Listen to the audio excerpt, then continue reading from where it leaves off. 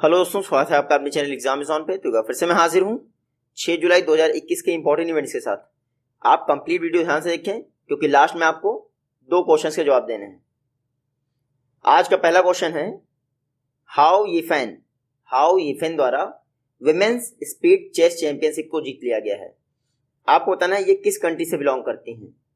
तो हाउ यीफेन ये बिलोंग करती हैं चाइना से। कहाँ से? चाइना से। ये देख लीजिए, ये हैं हाउ यीफेन। इन्होंने वर्ल्ड चेस चैंपियनशिप जो कि स्पीडी होती है उसको जीत लिया है। हाउ यीफेन चाइना से बिलोंग करती हैं। हराया किसको है तो वो ज़्यादा इंपॉर्टेंट है। हाउ यीफेन ने हराया है हरिका द्रोणावली को। हरिका द्रोणावली बिलोंग करती हैं आंध्र प्रदेश से। तो आपको हरिका द्रोणावली का नाम ज़्यादा याद रखना है, हाउ यीफेन का कम याद रखना है। कौन ऑर्गेनाइज करता है ये चेस चैंपियनशिप? तो इंटरनेशनल चेस फेडरेशन। स्थापना हुई थी 1924 में। हेडक्वार्टर है लोसाने में। और इंटरनेशनल चेस फेडरेशन के प्रेसिडेंट कौन है? आर्काडी डोरकोविक। देखिए, हाउ यीफेन का नाम याद रखिए, लेकिन ये याद रखिए यंगेस्ट ग्रैंड मास्टर कौन बने हैं? अभिमन्यु मिश्रा। नेक्स्ट क्वेश्चन है, हाल ही में नरेंद्र सिंह तोमर जी द्वारा नेशनल हॉर्टिकल्चर बोर्ड का एक नया सेंटर कहाँ इनॉग्रेट किया गया है? तो नरेंद्र सिंह तोमर जी द्वारा नेशनल हॉर्टिकल्चर बोर्ड, इसका एक नया सेंटर ग्वालियर में इनॉग्रेट किया गया है। कहाँ पे? ग्वालियर में। हॉर्टिकल्चर मतलब वेजिटेबल्स और फ्रूट से रिलेटेड जो कल्टीवेशन होता है वो हॉर्टिकल्चर में आता है। तो नेशनल हॉर्टिकल्चर बोर्ड, इसका एक नया सेंटर नरेंद्र सिंह तोमर जी द्वारा इनॉग्रेट किया गया है ग्वालियर में। तो आपसे एग्जाम में ये भी पूछ सकते हैं किसने इनॉग्रेट किया है? तो नरेंद्र सिंह तोमर जी, क्योंकि नेशनल हॉर्टिकल्चर बोर्ड इसके एक्स ऑफिशियो प्रेसिडेंट होते हैं हमेशा हमारे एग्रीकल्चर मिनिस्टर। उनके द्वारा ही ग्वालियर में नेशनल हॉर्टिकल्चर बोर्ड का एक नया सेंटर इनॉग्रेट किया गया है। आपको बताइए, एमपी एरिया वाइज इंडिया का सेकंड लार्जेस्ट स्टेट है। हालांकि अगर हॉर्टिकल्चर प्रोडक्शन में देखें तो वेजिटेबल्स के प्रोडक्शन में थर्ड लार्जेस्ट स्टेट है और फूड के प्रोडक्शन में फिफ्थ लार्जेस्ट स्टेट। तो ये है नरेंद्र सिंह तोमर जी द्वारा नेशनल हॉर्टिकल्चर बोर्ड, इसका एक सेंटर ग्वालियर में इनॉग्रेट किया गया है। नेशनल हॉर्टिकल्चर बोर्ड्स ये सोसाइटीज रजिस्ट्रेशन एक्ट 1860 के तहत एक सोसाइटी के तौर पर पंजीकृत है। हेडक्वार्टर है इसका गुरुग्राम में। और मैंने अभी बताया प्रेसिडेंट कौन होते हैं? Agriculture minister. नेक्स्ट क्वेश्चन है, इन्वेस्ट इंडिया, इसको 2021 में most innovative investment promotion agency का अवार्ड दिया गया है। आपको पता है इन्वेस्ट इंडिया की स्थापना किस वर्ष की गई थी? तो इसकी स्थापना की गई थी 2009 में। कब? 2009 में। ये देख लीजिए, हाल ही में ओको ग्लोबल द्वारा इन्वेस्ट इंडिया को वर्ल्ड की most innovative investment promotion agency का खिताब दिया गया है। Invest India ministry of commerce and industry के तहत आता है, department for promotion of industries and internal trade. Invest India की स्थापना हुई थी 2009 में और हाल ही में ओको ग्लोबल इसके द्वारा इन्वेस्ट इंडिया को वर्ल्ड की मोस्ट इनोवेटिव इन्वेस्टमेंट एजेंसी का खिताब दिया गया है। ये ओको ग्लोबल क्या है? तो यूएसए की एक एडवाइजरी फर्म है। इन्वेस्ट इंडिया इंडिया में इन्वेस्टमेंट को प्रमोट करने के लिए काम करता है। इन्वेस्ट इंडिया की स्थापना मैंने आपको बता दी 2009 में हुई थी। एमडी एंड सीईओ कौन है? मिस्टर दीपक बागला और मिनिस्ट्री ऑफ कॉमर्स के तहत आता है, इतना याद रखिएगा। नेक्स्ट क्वेश्चन है, हाल ही में दरबार मूव एक बाई एनुअल इवेंट था, यानी कैपिटल शिफ्टिंग का काम होता था समर और विंटर में। उसका नाम था दरबार मूव। इसको फॉर्मली यानी ऑफिशियल तौर पर डिसमेंटल कर दिया गया है किस स्टेट या फिर यूटी द्वारा? तो दरबार मूव को रद्द कर दिया गया है जम्मू कश्मीर गवर्नमेंट द्वारा। ये देख लीजिए, जम्मू कश्मीर के जो लेफ्टिनेंट गवर्नर हैं मनोज सिन्हा, इनके द्वारा 149 वर्ष पुराने ट्रेडिशन दरबार मूव को कैंसिल कर दिया गया है। इसमें क्या होता था, गर्मियों के मौसम में जो कैपिटल थी वो श्रीनगर ट्रांसफर हो जाती थी और सर्दियों के मौसम में जम्मू में चली जाती थी। तो इसको कैंसिल कर दिया गया है क्योंकि काफ़ी खर्चा आता था। आपके जो गवर्नमेंट एम्प्लॉय थे उनका रेजिडेंशियल एकोमोडेशन इसका भी शिफ्टिंग होता था दरबार मूव के तहत। तो काफ़ी खर्चे को देखते हुए ये दरबार मूव कैंसिल कर दिया गया है। दरबार मूव की शुरुआत किसने की थी? तो 1872 में डोगरा राजवंश के महाराजा गुलाब सिंह ने दरबार मूव की शुरुआत की थी और जम्मू कश्मीर से रिलेटेड है। जम्मू कश्मीर की बात करें तो ये देख लीजिए, ये है आपका मैप में जम्मू कश्मीर। आर्टिकल 370 एबॉलिश कर दिया गया था और 31 अक्टूबर 2019 को जम्मू कश्मीर एक यूनियन टेरिटरी बन गया था। फर्स्ट लेफ्टिनेंट गवर्नर कौन थे? जीसी मुर्मू। वर्तमान में कौन है? मनोज सिन्हा। और याद रखिएगा कुछ दिन पहले ही जम्मू कश्मीर के चीफ सेक्रेटरी अरुण कुमार मेहता द्वारा सुकून मेंटल हेल्पलाइन लॉन्च की गई है। नेक्स्ट क्वेश्चन है, हाल ही में गवर्नमेंट ऑफ इंडिया द्वारा LIC चेयरमैन का टेन्योर कितने वर्ष के लिए कर दिया गया है, यानी कितनी एज पे अब वो रिटायर होंगे। तो LIC चेयरमैन अब 62 ईयर की एज पे रिटायर होंगे। ये देख लीजिए, गवर्नमेंट ऑफ इंडिया द्वारा LIC चेयरमैन का जो टेन्योर है वो 62 एज तक कर दिया गया है। इसके लिए LIC रेगुलेशन एक्ट 1960 में संशोधन किया गया। वर्तमान में LIC के चेयरमैन कौन है? MR कुमार। तो MR कुमार 62 ईयर तक अब LIC के चेयरमैन रहेंगे, पहले ये 60 ईयर ही था। इंडिया की जो मोस्ट PSUs हैं उनमें चेयरमैन का टेन्योर 60 ईयर्स तक ही है, अगर SBI को छोड़ दे तो। हालांकि अब LIC का भी जो 62 ईयर्स हो गया है, as same as high court. याद रखिएगा, सुप्रीम कोर्ट को कितना है? 65 ईयर्स। LIC की बात करें तो लाइफ इंश्योरेंस कॉर्पोरेशन एक्ट 1956 में पास हुआ था, और इसकी बिल्डिंग का नाम साथ ही साथ मोटो क्या है? योग क्षेमम वहां में हम। नेक्स्ट क्वेश्चन है, मरियप्पन थंगवेलु ये टोक्यो पैरालंपिक्स में इंडिया की ध्वजवाहक यानी फ्लैग वेयर बनेगी। आपको बताना है मरियप्पन थंगवेलु कहां से बिलोंग करती हैं। तो ये बिलोंग करती हैं तमिलनाडु से। कहां से? तमिलनाडु से। ये देख लीजिए, ये हैं मरियप्पन थंगवेलु। टोक्यो पैरालंपिक्स में इंडिया की फ्लैग वेयर बनेंगी। याद रखिएगा, तमिलनाडु से बिलोंग करती हैं। मरियप्पन थंगवेलु तमिलनाडु से हैं और टोक्यो पैरालंपिक में इंडिया की फ्लैग वेयर बनेंगी। देखिए, ये हैं आपकी टोक्यो पैरालंपिक के लिए। अगर एग्जाम में आपसे पूछ लें टोक्यो ओलंपिक में इंडिया का फ्लैग बेयरर कौन बनेगा, तो दो लोग बनेंगे, MC मैरी कॉम और हॉकी टीम के कैप्टन मनप्रीत सिंह। तो मनप्रीत सिंह और MC Mary Kom Tokyo Olympic में इंडिया की फ्लैग बेयरर बनेंगी। हालांकि टोक्यो पैरालंपिक में कौन बनेगा? मरियप्पन थंगवेलु। इतना याद रखिएगा।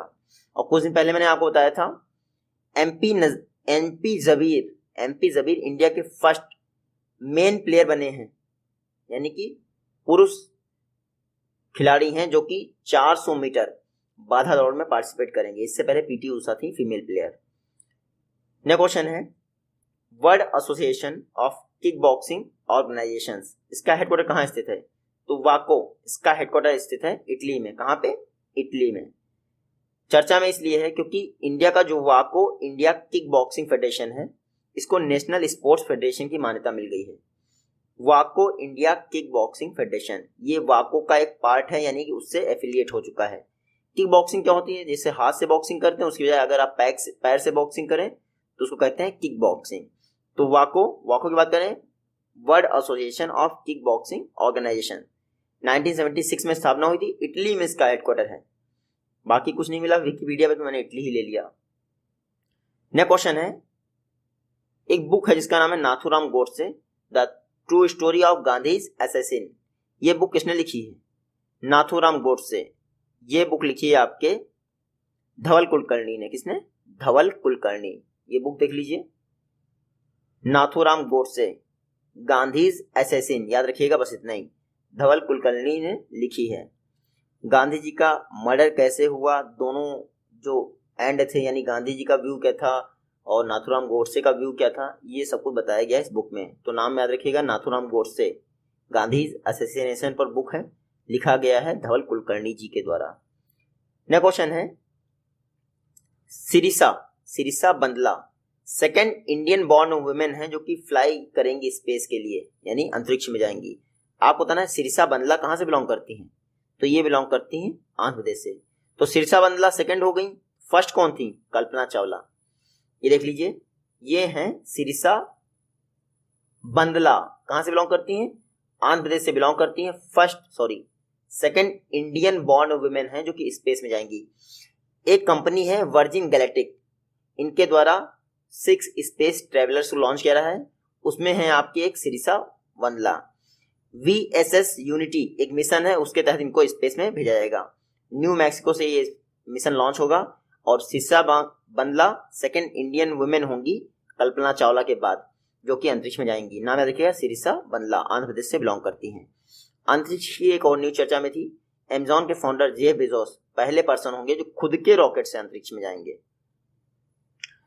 नेक्स्ट क्वेश्चन है, KVSE khadi and village industries commission, इनके द्वारा हाल ही में बोल्ड प्रोजेक्ट कौन से राज्य में लॉन्च किया गया है?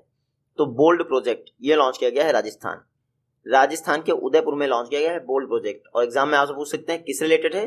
तो बैम्बू कल्टीवेशन से रिलेटेड है। ये देख लीजिए, राजस्थान, यहाँ पर बोल्ड प्रोजेक्ट लॉन्च किया है KVIC, Khadi and village industries commission. BOLD का फुल फॉर्म है bamboo oasis on lands in drought, यानी जो डिग्रेड हो रही लैंड पे वहां पे बैम्बू का कल्टीवेशन किया जाएगा। इसकी शुरुआत की गई है उदयपुर राजस्थान में एक ट्राइबल विलेज से। बोल्ड प्रोजेक्ट कौन इंप्लीमेंट कर रहा है? KVIC। इस प्रोजेक्ट के तहत असम से 5000 बैम्बू पेड़ लाए गए हैं, उनका प्लांटेशन किया जाएगा। कहाँ पे? उदयपुर राजस्थान में। KVIC जो आज़ादी की 75वीं सालगिरह है, KVIC उस दौरान खादी बैम्बू फेस्टिवल ऑर्गेनाइज कर रहा है, उसी का पार्ट है आपका बोल्ड मिशन। खादी KVIC की बात करें तो एक्ट पास हुआ था 1956 में KVIC का, लेकिन स्थापना हुई थी अप्रैल 1957 में। हेडक्वार्टर है मुंबई में, चेयरमैन है विनय कुमार सक्सेना, जिन्होंने ये बोल्ड प्रोजेक्ट लॉन्च किया है। नेक्स्ट क्वेश्चन है, निपुण भारत प्रोग्राम किसने लॉन्च किया है? तो निपुण भारत प्रोग्राम इसको लॉन्च किया है रमेश पोखरियाल निशंक जी ने। ये देख लीजिए, ये है रमेश पोखरियाल निशंक जी, कोरोना को हराकर आ गए हैं वापस, और इन्होंने निपुण भारत प्रोग्राम लॉन्च कर दिया है। निपुण भारत प्रोग्राम का मेन मकसद है न्यूमेरेसी की अंडरस्टैंडिंग को प्रमोट करना। निपुण भारत मिशन अगले 3 वर्षों में ग्रेड 3 के जो स्टूडेंट होंगे उनके अंदर न्यूमेरेसी के विषय में जो अट्रैक्शन है उसको जगाया जाएगा। तो न्यूमेरेसी को प्रमोट करने के निपुण भारत प्रोग्राम किसने लॉन्च किया है? रमेश पोखरियाल निशंक जी ने। समग्र शिक्षा अभियान के तहत इसको लॉन्च किया जाएगा और 5 टियर मैकेनिज्म को अडॉप्ट किया जाएगा नेशनल, स्टेट, डिस्ट्रिक्ट, ब्लॉक और स्कूल लेवल पर। तो 5 टियर मैकेनिज्म होगा निपुण भारत प्रोग्राम का। रमेश पोखरियाल जी द्वारा कुछ दिन पहले ही क्लास 6 के स्टूडेंट के लिए फिनेंशियल लिटरेसी वर्कबुक भी लॉन्च की थी, जिसको NPCI और CBSE ने प्रिपेयर किया था। नेक्स्ट क्वेश्चन है, हाल ही में बगराम एयरफील्ड चर्चा में थी, ये कहाँ लोकेटेड है, यानी किस कंट्री में स्थित है? तो बगराम एयरफील्ड ये है अफगानिस्तान में। कहाँ पे? अफगानिस्तान में। आपको पता ही है जो अमेरिका है वो अपने सैनिक यानी सोल्जर्स को विड्रॉ कर रहा है। अलकायदा, बाकायदा जो भी तालिबान वगैरह हैं उनको अब 20 वर्ष तक लड़ाई कर ली है, अब US मिलिट्री विड्रॉल कर रही है। आखिरी विड्रॉल हो रहा है बगराम एयरफील्ड से, जो कि अफगानिस्तान में स्थित है।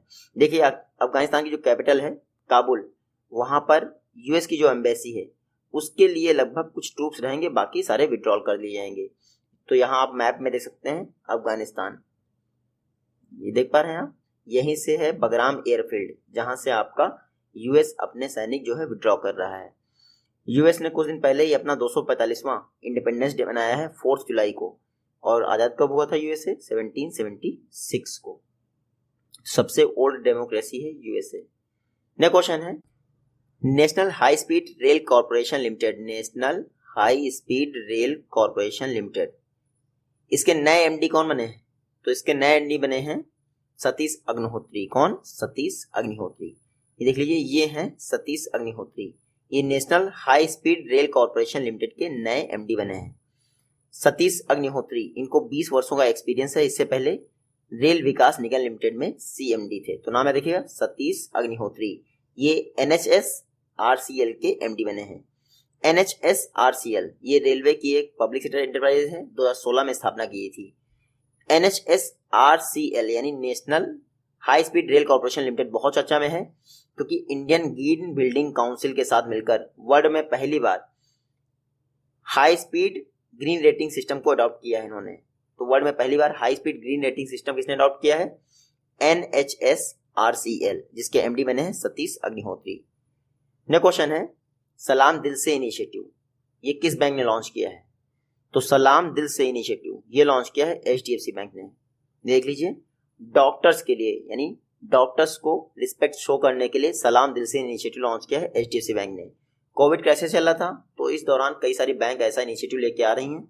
इससे पहले ICICI बैंक द्वारा सैल्यूट डॉक्टर्स ये इनिशिएटिव लाया जा चुका है, और अब HDFC बैंक सलाम दिल से इनिशिएटिव लेकर आई है डॉक्टर्स के लिए।